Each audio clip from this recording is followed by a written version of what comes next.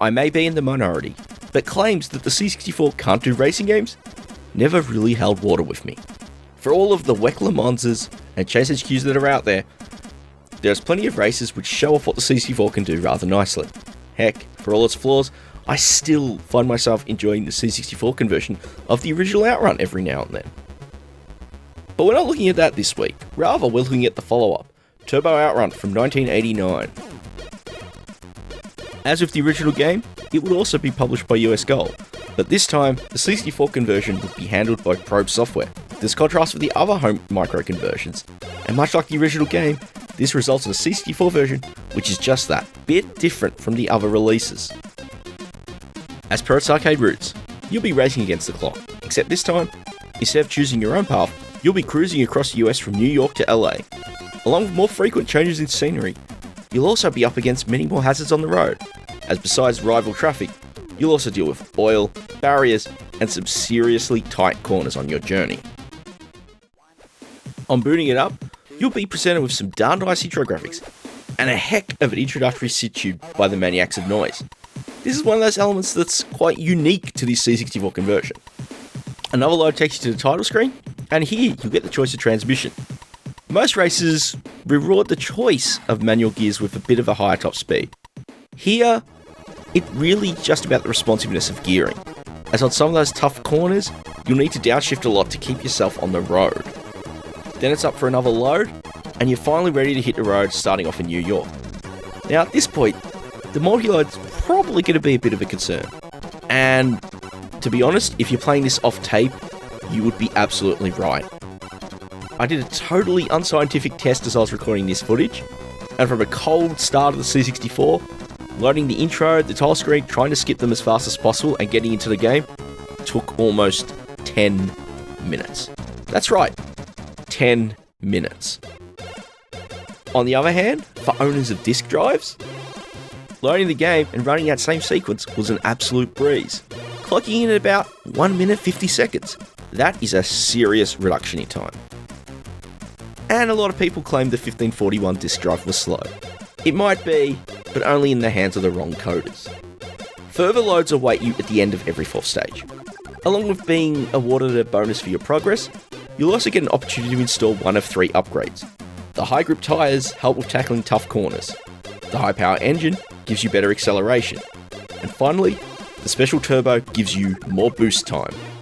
Oh yes, the turbo. When you hit the spacebar, you get a momentary boost of speed. Unlike other races, the only restriction here is by the temperature.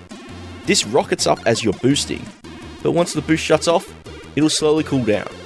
Providing the temperature gauge isn't in the overheat zone, you can boost again pretty much right away.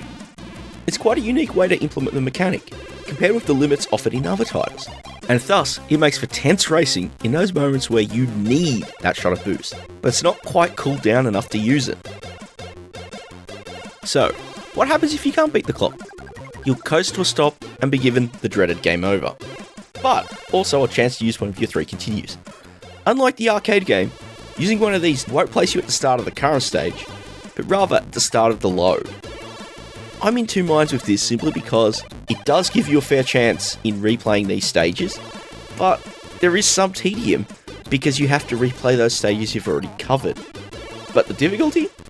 I think considering that if you run out of time, you can still continue if you coast past the checkpoint, it tends to be pretty fair.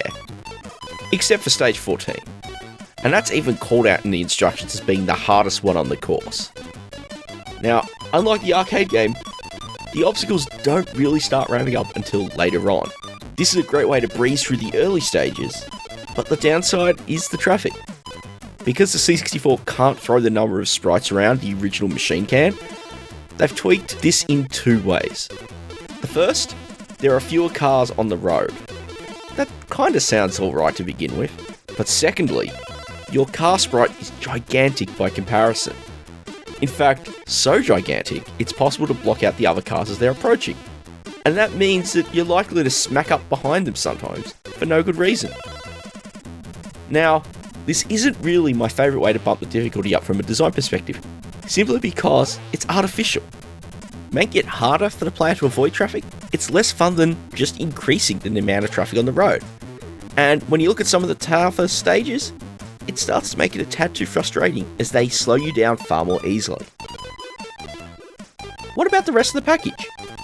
I touched on the presentation a little earlier, but from the intro sequences to the intermissions, and even the lovely map, as well as the overall end sequence, it's all really well put together. But, as mentioned earlier, there's just that horrific loading if you're playing off tape. As for the graphics, they're pretty darn excellent overall. Some lovely sprite work on the cars, and the scenery. In fact, the one stage I really have to call out is stage 12, where as you're blasting along the road in the lovely dusk, just some very lovely colour work there. Then there's the music. I don't think I really have to say that this is probably one of the standout soundtracks on the C64. The Maniacs of Noise have done an absolutely stupendous job here. In fact, there's a reason that it won the best 8-bit game music from the 1989 PCW show. But thinking about it, the old adage, you can't go home again, really seems to apply to this one. I loved it as a kid, and a while ago I still thought it was pretty high up in my top C64 game. But now, going back to it for this review, after being exposed to plenty of other racing games, I can't help but find it just that bit lacking. And while I sort of talked about it being a little fair earlier, on reflection, it's not quite as fair as I would have thought. That being said, it is still one that's absolutely worth checking out. Even if it's just to listen to the SID music. Get a decent stereo setup, crank it up, and just let that music scream. But if you're one of those people who wants to go for a physical copy, avoid the cassette version. The disc version is probably going to be a little more expensive, as seems to be the case around these parts, but the fact is that it loads significantly faster. It is worth the extra money to avoid that. And that is Turbo Outrun on the C64. I would love to hear your thoughts about it. Am I wrong? Have you played any of the other home computer versions? I've only given them a cursory glance, so I don't really know how they compare. I'd love to hear how you think they compare as well.